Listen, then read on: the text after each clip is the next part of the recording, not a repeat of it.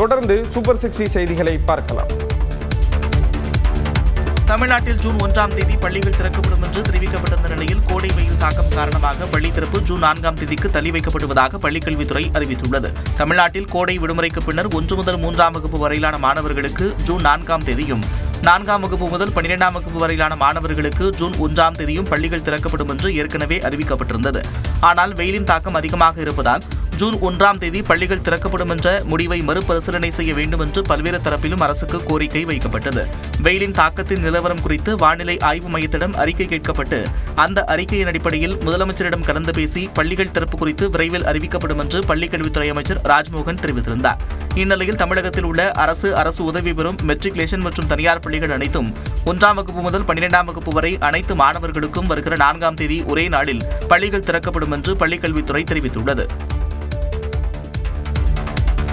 2 நாட்கள் பயணமாக இன்று டெல்லிக்கு பயணம் மேற்கொள்ள உள்ள முதலமைச்சர் விஜய் பிரதமர் நரேந்திர மோடியை சந்தித்து பேச உள்ளார். சட்டமன்ற தேர்தலில் தமிழக வெற்றிக் கழகம் தனிப்பெரும் கட்சியாக வென்று அதன் தலைவர் விஜய் முதலமைச்சரானார். அதன் பின்னர் முன்னாள் முதலமைச்சர் மு.க. ஸ்டாலின் உள்ளிட்ட பல்வேறு அரசியல் கட்சி தலைவர்களை நேரில் சந்தித்து வாழ்த்து பெற்றார். இந்நிலையில் 2 நாட்கள் பயணமாக சென்னையிலிருந்து தனி விமானம் மூலம் புறப்படும் முதலமைச்சர் பிற்பகல் 12:30 மணிக்கு டெல்லியை சென்றடைகிறார். டெல்லியில் உள்ள தமிழ்நாடு இல்லத்தில் தங்க உள்ள அவர் ஜவஹர்லால் நேரு பல்கலைக்கழகத்தில் திருவள்ளுவர் சிலையை திறந்து வைக்க உள்ளார். பின்னர் மாலை 4:30 மணிக்கு பிரதமர் நரேந்திர மோடியை அவரது அலுவலகத்தில் சந்திக்க உள்ளார். அப்போது நிலுவை நிதியை விடுவித்தல், மீனவர்கள் பிரச்சனை, மேகதாது விவகாரம் உள்ளிட்ட தமிழக நலன் சார்ந்த திட்டங்கள் குறித்த கோரிக்கை மனுவை பிரதமரிடம் அளிக்க உள்ளதாக கூறப்படுகிறது. அதேபோல குடியரசுத் தலைவர் திரௌபதி முர்மு, குடியரசு துணைத் தலைவர் சி.பி. ராதாகிருஷ்ணன் ஆகியோரையும் சந்திக்க உள்ளதாக கூறப்படுகிறது. மாலை 6:45 மணிக்கு மத்திய உள்துறை அமைச்சர் அமித்ஷாவை சந்திக்க உள்ள முதலமைச்சர் பின்னர் 7:30 மணிக்கு மத்திய நிதியமைச்சர் நிர்மலா சீதாராமனையும் சந்திக்க உள்ளார். காங்கிரஸ் தேசிய தலைவர் மல்லிகார்ஜுன கார்கே, முன்னாள் தலைவர்களான சோனியா காந்தி, ராகுல் காந்தி ஆகியோரையும் விஜய் சந்திக்க உள்ளதாக தகவல் வெளியாகியுள்ளது. தமிழ்நாட்டின் பல்வேறு பகுதிகளில் நேற்று கனமழை பெய்தது. வேலூர் மாவட்டத்தில் வேலூர், சத்துவாச்சாரி, காட்பாடி, பாகாயம், லத்தேரி, புன்னை, வள்ளிமலை உள்ளிட்ட பல்வேறு பகுதிகளில் பலத்த காற்றுடன் அரை மணி நேரத்திற்கும் மேலாக மழை பெய்தது. இதனால் பல்வேறு பகுதிகளில் மின்சார விநியோகம் துண்டிக்கப்பட்டது. ராணிப்பேட்டை மாவட்டத்தில் ராணிப்பேட்டை, வாலாஜா, ஆற்காடு, கலவை, காவிரிப்பாக்கம், அரக்கோணம், நெமிலி, பணப்பாக்கம் உள்ளிட்ட பகுதிகளில் பெய்த மழையால் சாலையில் வெள்ளம் பெருக்கெடுத்து ஓடியது. ராணிப்பேட்டை மாவட்டத்தில் சோளிங்கர் மற்றும் சுற்றுவட்டாரத்தில் சுமார் 45 நிமிடங்கள் கனமழை பெய்தது. திருவண்ணாமலை மற்றும் அதன் சுற்றுவட்டார கிராமங்களில் 2 மணி நேரத்திற்கும் மேலாக கனமழை பெய்தது. மின்சார விநியோகம் நிறுத்தப்பட்டதால் இருளில் பக்தர்கள் கிரிவலம் சென்றனர். கிருஷ்ணகிரி மற்றும் சுற்றுவட்டார பகுதிகளில் ஆலங்கட்டி மழை பெய்தது.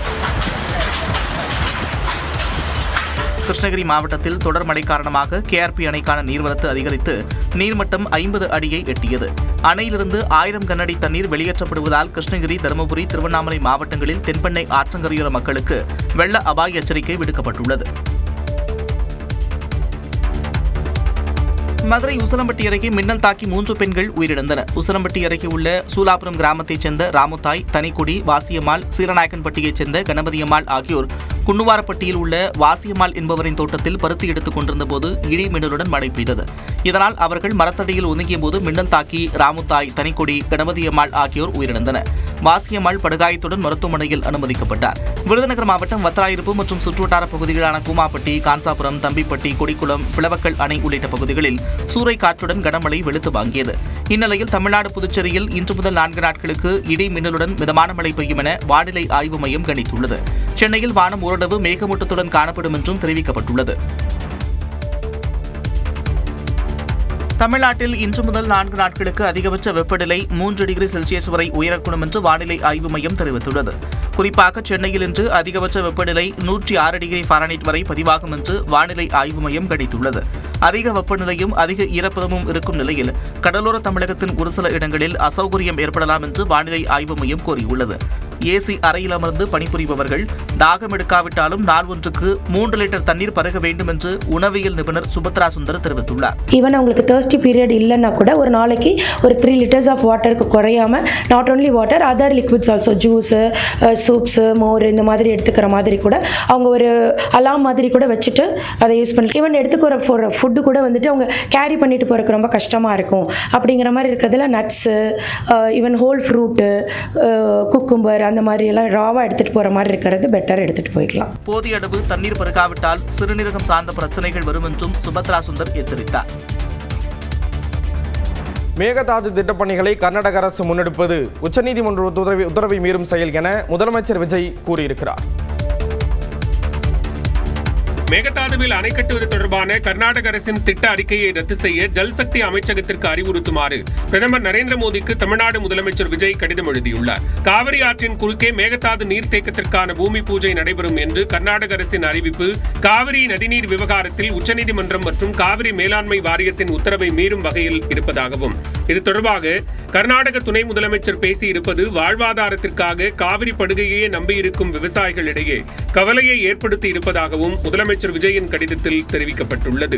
மேலும் நீர்பிடிப்பு பகுதியில் மேல் பகுதியில் அமைந்துள்ள மாநிலம் கீழ்ப்பகுதியில் உள்ள மாநிலத்திற்கு நீர் விநியோகத்தை பாதிக்கும் வகையில் எந்த நடவடிக்கையும் செய்யக்கூடாது என உச்சநீதிமன்றம் தீர்ப்பளித்துள்ள நிலையில் அதனை மீறும் வகையில் கர்நாடக அரசின் செயல் இருப்பதாகவும் முதலமைச்சர் குறிப்பிட்டுள்ளார். மேகதாது திட்டப்பணிகளை முன்னெடுத்துச் செல்லும் கர்நாடக அரசின் முயற்சி உச்சநீதிமன்றத்தின் தீர்ப்பை மட்டுமல்லாமல் நடைமுறையில் உள்ள சுற்றுச்சூழல் சட்டங்களையும் அப்பட்டமாக மீறும் செயல் என முதலமைச்சர் விஜய் தெரிவித்துள்ளார். இத்தகைய சூழலில் மேகதாது அணை தொடர்பாக தமிழக அரசின் கோரிக்கையை நிராகரித்து கர்நாடக அரசின் திட்ட அறிக்கையை பரிசீலித்து வருவது வியப்பளிப்பதாகவும் அத்திட்ட அறிக்கையை ஜல்சக்தி அமைச்சகம் மற்றும் மத்திய நீர்வள ஆணையம் நிராகரிக்க பரிந்துரைக்குமாறும் பிரதமர் மோடியை முதலமைச்சர் விஜய் கேட்டுக் கொண்டுள்ளார். டாஸ்மாக் பணியாளர்கள் உடனடியாக பணிக்கு திரும்புமாறு மதுவிலக்கு மற்றும் ஆயத்திருவைத்துறை அமைச்சர் விக்னேஷ் வேண்டுகோள் விடுத்துள்ளார். காலி மது பாட்டில்களை திரும்பப் பெறும் திட்டத்தை எதிர்த்து தமிழ்நாட்டின் பல்வேறு பகுதிகளில் டாஸ்மாக் பணியாளர்கள் காலவரையற்ற கடையடைப்பு போராட்டத்தில் ஈடுபட்டனர். டாஸ்மாக் பணியாளர்களை கொண்டு இந்த திட்டத்தை செயல்படுத்தக்கூடாது என்றும் அவர்கள் கோரிக்கையை முன்வைத்தனர். இந்நிலையில் அறிக்கை வெளியிட்டுள்ள மதுவிலக்கு மற்றும் ஆயத்திருவைத்துறை அமைச்சர் விக்னேஷ் டாஸ்மாக் ஊழியர்கள் பணிக்கு திரும்ப வேண்டும் என்று கோரிக்கை விடுத்துள்ளார். உயர்நீதிமன்ற உத்தரவின்படி காலி மதுபான பாட்டில்களை திரும்பப் பெறும் திட்டம் 2022ஆம் ஆண்டு முதல் அமலில் இருப்பதாக அவர் தெரிவித்துள்ளார். இந்த திட்டத்தை செயல்படுத்துவதில் டாஸ்மாக் பணியாளர்களுக்கும் பொறுப்பு உண்டு என சென்னை உயர்நீதிமன்றம் குறிப்பிட்டுள்ளதாகவும் அமைச்சர் தெரிவித்துள்ளார். எனினும் வெளி முகமையின் வழியாக காலி மதுபாட்டில்களை திரும்பப் பெறும் திட்டம் உருவாக்கப்படும் என்று தெரிவித்துள்ள அமைச்சர் இது தொடர்பாக உயர்நீதிமன்றத்தில் உறுதிப்பத்திரம் அளிக்கப்படும் என்றும் குறிப்பிட்டுள்ளார். ஜூன் மாத இறுதிக்குள் காலி மதுபான பாட்டில்களை கையாளும் தற்போதைய நடைமுறையை முழுமையாக தவிர்க்கும் வகையில் திட்டம் செயல்படுத்தப்படும் என்றும் உறுதி கூறியிருக்கிறார். எனவே பணியாளர்கள் அனைவரும் உயர்நீதிமன்ற தீர்ப்புக்கு மதிப்பளித்து வழக்கம் போல பணிக்கு திரும்ப வேண்டும் என்றும் அமைச்சர் விக்னேஷ் கேட்டுக் கொண்டுள்ளார். திருவாரூர் மாவட்டம் ஆலங்குடி ஆபத் சகாயேஸ்வரர் கோயிலில் குரு பயிற்சி விழா கோலாகலமாக நடைபெற்றது. மிதுன ராசியிலிருந்து கடக ராசிக்கு குரு பகவான் பயிற்சியானதை அடுத்து சிறப்பு பூஜைகள் நடைபெற்றன. நீண்ட வரிசையில் காத்திருந்து பக்தர்கள் சாமி தரிசனம் செய்தனர்.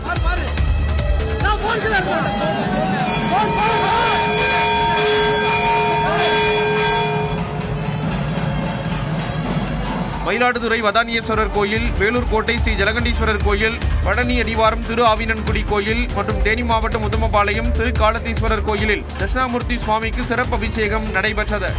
திருவண்ணாமலை மாவட்டம் வேடந்தவாடி கிராமத்தில் உள்ள வேதநாத ஈஸ்வரர் ஆலயம், புதுச்சேரி கருவடி குப்பம் குரு சித்தானந்த சுவாமி கோயில், தஞ்சை மாவட்டம் திட்டையில் உள்ள வசிஷ்டேஸ்வரர் கோயில் மற்றும் புதுச்சேரி அடுத்துள்ள முரட்டாண்டி நவகிரக கோயிலில் குரு பயிற்சி விழா நடைபெற்றது.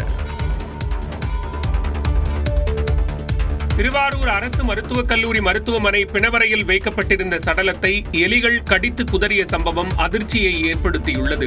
திருவாரூர் நகரில் உள்ள விஜயபுரம் பிள்ளை தெருவைச் சேர்ந்த 52 வயதான கோவிந்தராஜன் திங்கட்கிழமை மாலை திடீரென மயங்கி விழுந்த நிலையில் உறவினர்கள் அவரை மீட்டு அரசு மருத்துவக் கல்லூரி மருத்துவமனையில் அனுமதித்தனர். அங்கு அவரை பரிசோதித்த மருத்துவர்கள் ஏற்கனவே இறந்துவிட்டதாக தெரிவித்தனர்.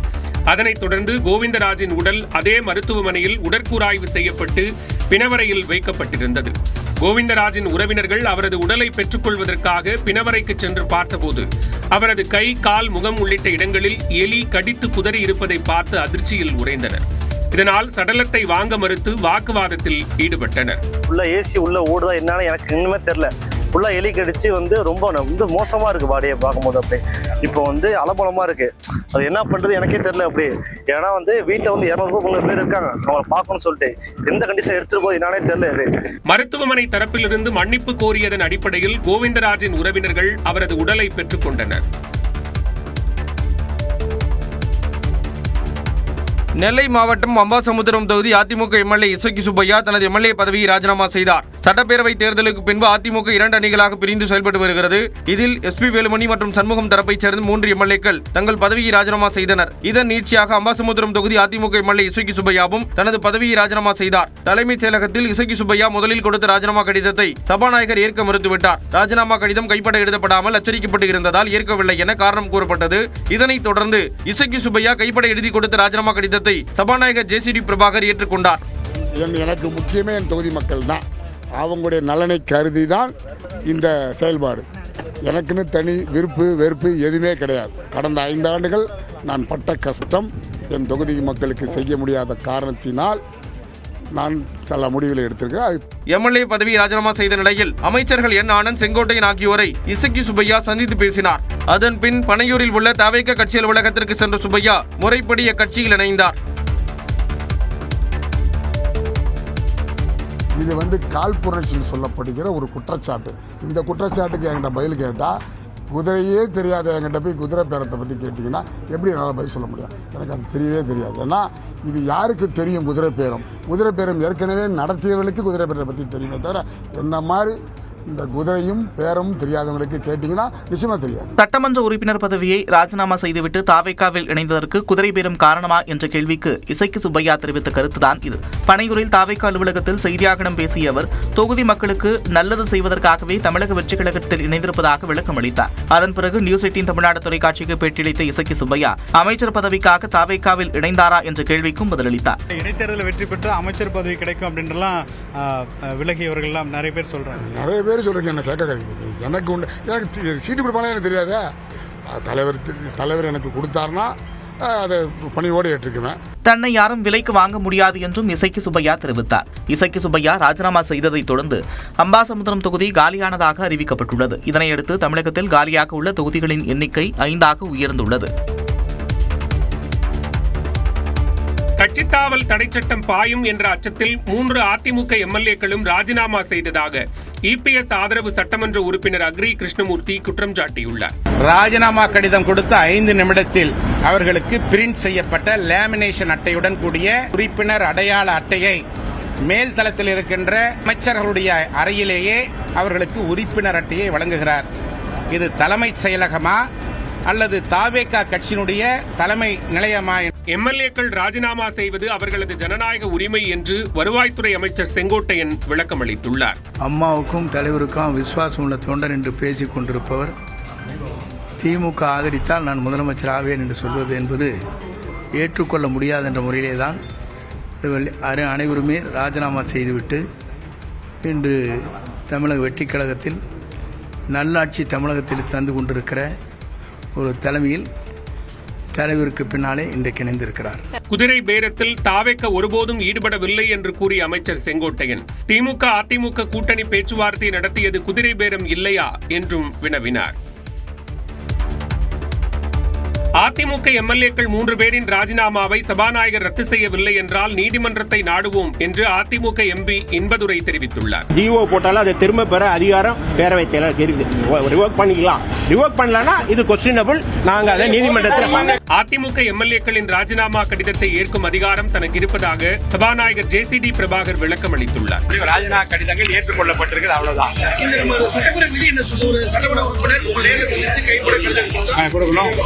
யார் மூலமாக அனுப்பியிருந்தால் அவர் நம்பகத்தன்மை வாய்ந்தவரா, அவரை அந்த உறுப்பினர் தான் அனுப்பினாரா என்று விசாரித்து நான் முடிவெடுக்கலாம். இங்கே நேரிலே வந்ததால் அந்த பிரச்சனை எழவில்லை. எம்எல்ஏக்களை தகுதி நீக்க கோரும் மனு நிலுவையில் இருக்கும் போது அவர்களது ராஜினாமா கடிதத்தை சபாநாயகர் ஏற்றுக்கொண்டது சட்டத்திற்கு எதிரானது என்று முன்னாள் சபாநாயகர் ஆவுடையப்பன் தெரிவித்துள்ளார். மனுவை எடப்பாடி கொடுத்த மனு வாங்கி அவர்கிட்ட தான் பொசிஷன்ல இருக்குது.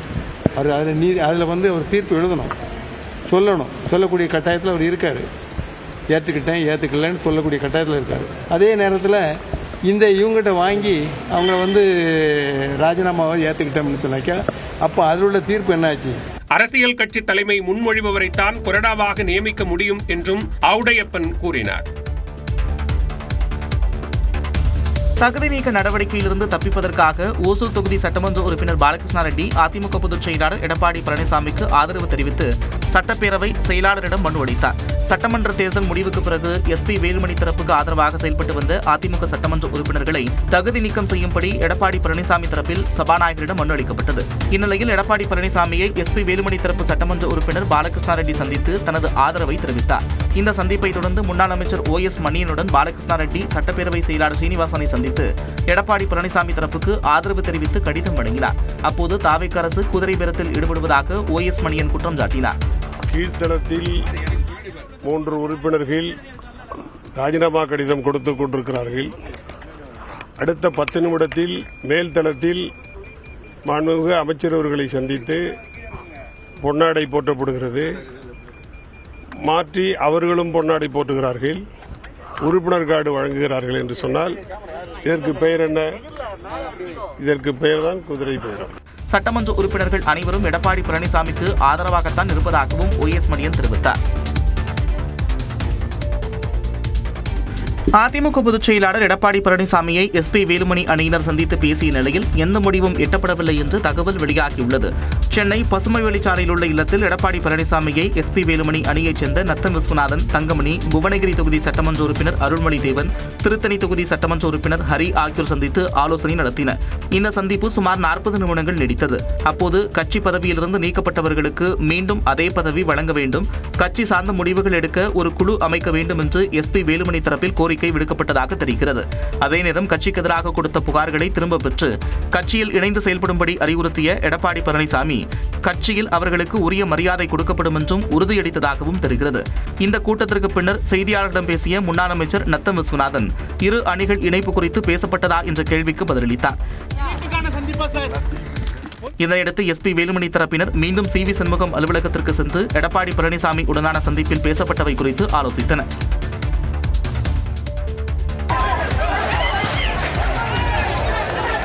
பெரம்பலூர் மாவட்டம் குன்னம் பேருந்து நிலையத்தில் திமுக விசிகவினர் ஒருவருக்கொருவர் காவலர்கள் கண்முன்னே கட்டைகளாலும் கற்களாலும் சரமாரியாக தாக்கிக் கொண்டனர். அண்மையில் தாவேக அமைச்சரவையில் விசிக இணைந்தது குறித்து திமுக துணை பொதுச் செயலாளர் ராசா தனது எக்ஸ் பக்கத்தில் கடுமையான விமர்சனத்தை முன்வைத்து பதிவிட்டிருந்தார். இதனை கண்டித்து குன்னம் பேருந்து நிலையம் முன்பாக ஆர்ப்பாட்டம் நடத்த விசிகவினர் திட்டமிட்டிருந்தனர். அதேவேளையில் ராசாவை அவதூறாக பேசிய விசிகவை கண்டித்து திமுகவினரும் ஆர்ப்பாட்டம் நடத்த முனைந்தனர். ஒரே நேரத்தில் ஒரே இடத்தில் இரு தரப்பினரும் ஆர்ப்பாட்டம் நடத்த அனுமதி கோரியதால் காவல்துறை அனுமதி மறுத்ததாக தெரிகிறது. இந்நிலையில் குன்னம் பேருந்து நிலையத்தில் குழுமிய விசிகவினர் ராசாவுக்கு எதிராக முழக்கங்களை எழுப்பினர். அப்போது ஆதரவாக திமுகவினரும் முழக்கம் எழுப்பியதால் அசாதாரண சூழல் நிலவியது. சிறிது நேரம் வாக்குவாதம் ஏற்பட்டு கைகலப்பாக மாறியது. ஒருவரையொருவர் கட்டைகளாலும் கற்களாலும் சரமாரியாக தாக்கிக் கொண்டனர்.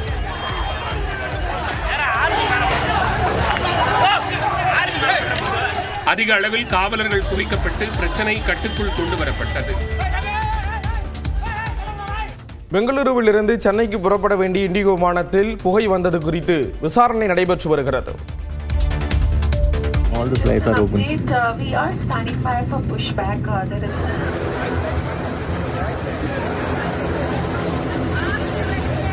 பெங்களூருவிலிருந்து சென்னைக்கு புறப்படவிருந்த இண்டிகோ விமானத்தில் திடீரென புகை வந்ததால் பயணிகள் அவசரமாக வெளியேற்றப்பட்டனர். பெங்களூருவிலிருந்து சென்னைக்கு A321 இண்டிகோ விமானம் பயணிகளுடன் புறப்படுவதற்கு தயாராக இருந்தது. எதிர்பாராத விதமாக விமானத்தின் முன்பகுதியிலிருந்து புகை வந்தது. உடனடியாக சுதாரித்துக் கொண்ட விமான ஊழியர்கள் அவசர கதவு வழியாக பயணிகளை வெளியேற்றினர்.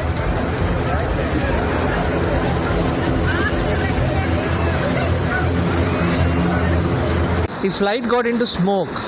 Dense smoke before taking off. So because of that the flight got suspended and it was very high commotion and we had to evacuate through the emergency exit. பயணிகள் அவசரமாக வெளியேற்றப்பட்டதில் 2 பேர் காயமடைந்தனர். விமானத்திலிருந்து புகை வந்ததற்கான காரணம் குறித்து விசாரணை நடைபெற்று வருவதாக மத்திய விமான போக்குவரத்து அமைச்சகம் விளக்கம் அளித்துள்ளது. டெல்லியில் பிரதமர் நரேந்திர மோடியை கேரள முதலமைச்சர் சதீசன் சந்தித்தார். அண்மையில் நடந்த கேரள சட்டமன்ற தேர்தலில் 10 ஆண்டுகளுக்கு பிறகு காங்கிரஸ் ஆட்சியை கைப்பற்றியது. முதலமைச்சராக சதீசன் பதவியேற்றார். முதலமைச்சராக பதவியேற்ற பிறகு முதல் முறையாக டெல்லி சென்று பிரதமர் நரேந்திர மோடியை சந்தித்தார். ஏறத்தாழ 20 நிமிடங்கள் நடந்த சந்திப்பில் மாநிலத்தில் எய்ம்ஸ் மருத்துவமனை, மெட்ரோ ரயில் உள்ளிட்ட வளர்ச்சி திட்டங்களுக்கு தேவையான நிதி கோரிக்கைகள் குறித்த மனுவை பிரதமர் நரேந்திர மோடியிடம் VD சதீசன் வழங்கினார். அதன் பிறகு மத்திய நிதியமைச்சர் நிர்மலா சீதாராமனையும் சந்தித்து பேசினார். தொடர்ந்து செய்தியாளர்களை சந்தித்த முதலமைச்சர் சதீசன் மாநில அரசின் கனவு திட்டங்களுக்கு தேவையான நிதிகளை வழங்குமாறு பிரதமர் நரேந்திர மோடி மற்றும் நிதியமைச்சரை சந்தித்து വലിയുறுത്തിയதாக കൂറിനാർ. വൈവിധ്യമാർന്ന പ്രശ്നങ്ങളെക്കുറിച്ചും നമ്മുടെ മുൻഗണനകളെക്കുറിച്ചും അവരോട് സൂചിപ്പിച്ചു. നമ്മുടെ സ്വപ്ന പദ്ധതികൾക്ക് എല്ലാ സഹായവും വേണം എന്ന് അഭ്യർത്ഥിച്ചു. மாநிலத்தின் தற்போதைய நிதி நிலைமை குறித்து 20 நாட்களில் வெள்ளை அறிக்கை வெளியிடுவதாகவும் சதீஷன் தெரிவித்தார். கேரள பல்கலைக்கழக தேர்தலின் போது ஏற்பட்ட மோதலில் இந்திய மாணவ சங்கத்தினர் மீது பதியப்பட்ட வழக்குகளை திரும்பப் பெற வலியுறுத்தி திருவனந்தபுரத்தில் போராட்டம் நடைபெற்றது. கேரள பல்கலைக்கழக செனட் தேர்தலில் இந்திய மாணவ சங்கம் என்ற SFI அமைப்பு 37 இடங்களில் 35 இடங்களை கைப்பற்றி மிகப்பெரிய வெற்றி பெற்றது. இந்த தேர்தல் முடிவுக்கு பிறகு SFI மற்றும் KSU எனப்படும் கேரள மாணவர்கள் சங்கத்திற்கு இடையே கடுமையான மோதல் ஏற்பட்டது. இரு தரப்பினரும் ஒருவரை ஒருவர் கற்களை வீசி தாக்கிக் கொண்டனர். இதில் காவல்துறை வாகனமும் சேதமடைந்தது. வன்முறையில் ஈடுபட்ட இருதரப்பு மாணவர்கள் மீதும் காவல்துறை வழக்கு பதிவு செய்தது. இந்நிலையில் காவல்துறையினர் தங்களை மட்டும் குறிவைத்து வழக்கு பதிவு செய்திருப்பதாக கூறி திருவனந்தபுரம், திருச்சூர், கோட்டயம் உள்ளிட்ட இடங்களில் SFI அமைப்பினர் போராட்டத்தில் ஈடுபட்டனர். தண்ணீரை பீச்சியடைத்து காவலர்கள் கூட்டத்தை கிடைத்தனர்.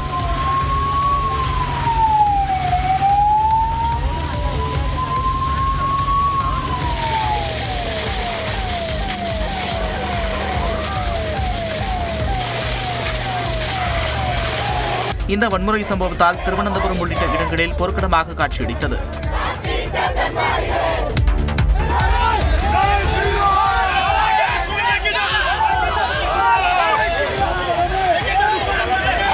மகாராஷ்டிராவில் பக்ரீத் பண்டிகையை முன்னிட்டு பலியிடுவதற்காக குடியிருப்பு வளாகத்தில் ஆடுகள் அடைத்து வைக்கப்பட்டிருந்ததற்கு எதிர்ப்பு தெரிவித்து இந்து அமைப்பினர் பன்றிகளுடன் போராட்டத்தில் ஈடுபட்ட காட்சிகள் தான் இது. பக்ரீத் பண்டிகை நாளை கொண்டாடப்படுகிறது. இந்நிலையில் மகாராஷ்டிரா மாநிலம் தானே நகரில் மீரா சாலை பகுதியில் அமைந்துள்ள குடியிருப்பு வளாகத்தில் பக்ரீத் பண்டிகைக்கு பலியிடுவதற்காக ஆடுகள் அடைத்து வைக்கப்பட்டிருந்தன. இதற்கு அப்பகுதி மக்கள் எதிர்ப்பு தெரிவித்து போராட்டத்தில் ஈடுபட்டனர். இதனால் இரு தரப்பினருக்கும் இடையே மோதல் வெடித்தது.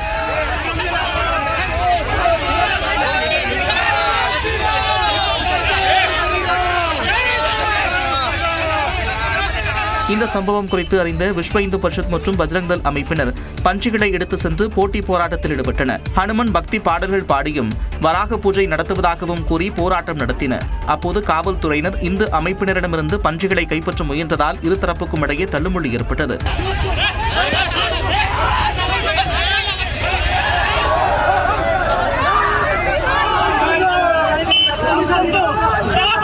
இதனையடுத்து அங்கிருந்த ஆடுகள் வாகனம் மூலம் வேறு இடத்திற்கு அனுப்பி வைக்கப்பட்டன.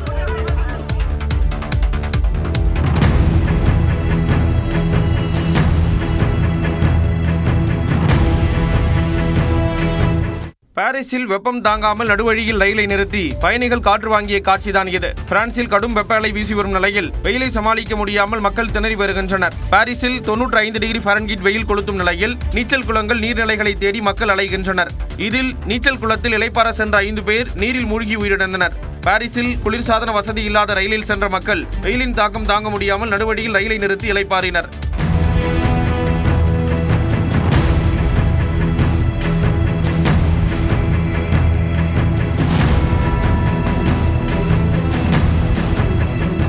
ஹீட் ஸ்ட்ரோக் உள்ளிட்ட காரணங்களால் மருத்துவமனையில் அனுமதிக்கப்படுவோர் எண்ணிக்கை அதிகரித்துள்ளதாக பிரான்ஸ் சுகாதாரத்துறை தெரிவித்துள்ளது.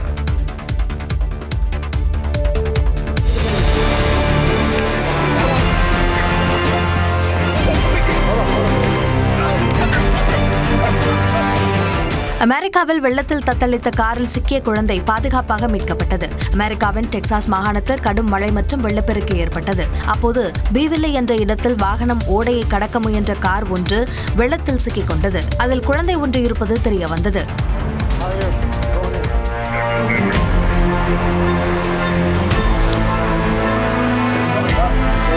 தகவல் அறிந்து விரைந்த மீட்புப் படையினர் வெள்ளத்தில் சிக்கிய காரிலிருந்து குழந்தையை பாதுகாப்பாக மீட்டனர்.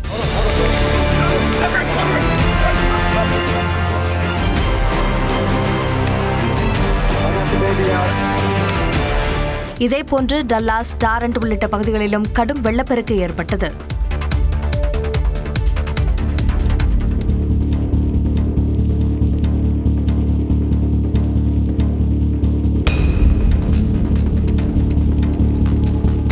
சீனாவில் கனமழைக்கு பாலம் உடைந்து கார் வெள்ளத்தில் அடித்துச் செல்லப்பட்ட காட்சிகள் தான் இவை. சீனாவின் பல்வேறு மாகாணங்களில் வரலாறு காணாத வகையில் கனமழை கொட்டி வருகிறது. சோங்கிங் மாகாணத்தில் பெய்த மழை மற்றும் நிலச்சரிவில் சிக்கி 11 பேர் உயிரிழந்த நிலையில் காணாமல் போன 10க்கும் மேற்பட்டோரை தேடும் பணி துரிதப்படுத்தப்பட்டுள்ளது. தேங்கிய நீரில் வாகனங்கள் மூழ்கிய நிலையில் குடியிருப்புகளில் சிக்கித் தவிக்கும் மக்களை தேடும் பணியில் மீட்புப் படையினர் ஈடுபட்டுள்ளனர்.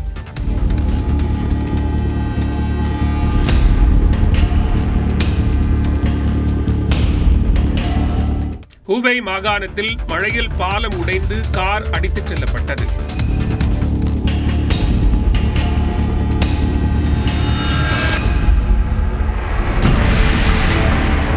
கனமழை நிலச்சரிவால் ஏற்பட்டுள்ள சேதங்களை சீரமைக்க உடனடி நிதியாக 250 கோடி ரூபாயை சீன அரசு விடுவித்துள்ளது. பெல்ஜியம் நாட்டில் பள்ளி பேருந்து மீது ரயில் மோதியதில் 2 சிறுவர்கள் உட்பட 4 பேர் உயிரிழந்தனர். வடக்கு பெல்ஜியத்தில் உள்ள பக்கென்வுட் நகரில் பள்ளிக்கு சொந்தமான பேருந்து ஒன்று மாணவர்களை ஏற்றிக் கொண்டு சென்றது. உள்ளூர் நேரப்படி காலை 8 மணிக்கு அங்குள்ள ரயில்வே தண்டவாளத்தை பேருந்து கடந்து செல்ல முயன்றது. அப்போது அந்த வழியாக வந்த ரயில் பேருந்து மீது மிக வேகமாக மோதியது. இதில் பள்ளி பேருந்து தூக்கி வீசப்பட்டது. இந்த கோர விபத்தில் பேருந்தில் பயணித்த 2 சிறுவர்கள் உட்பட 4 பேர் சம்பவ இடத்திலேயே உயிரிழந்தனர். மேலும் சிலர் காயமடைந்தனர். அவர்களை மீட்புக் குழுவினர் மீட்டு மருத்துவமனைக்கு அனுப்பி வைத்தனர். பள்ளி பேருந்து மீது ரயில் மோதிய விபத்து குறித்து அறிந்து தனது இதயம் நுறுங்கி போனதாக ஐரோப்பிய ஆணைய தலைவர் உர்சுலா வாண்டர் லேயன் இரங்கல் தெரிவித்துள்ளார்.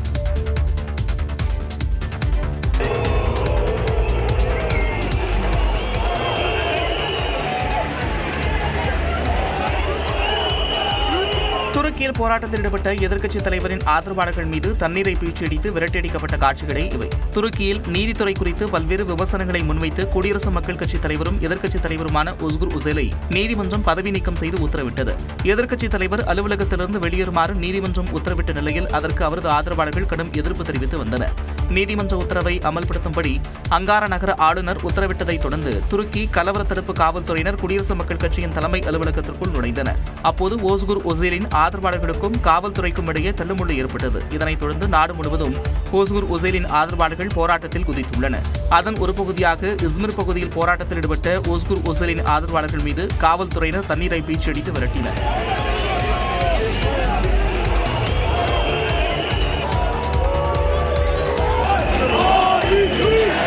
அப்போது தண்ணீரை பீச்சியடிக்கும் வாகனத்தின் மீது போராட்டக்காரர்களில் ஒருவர் ஏறி அவற்றை சேதப்படுத்தினார்.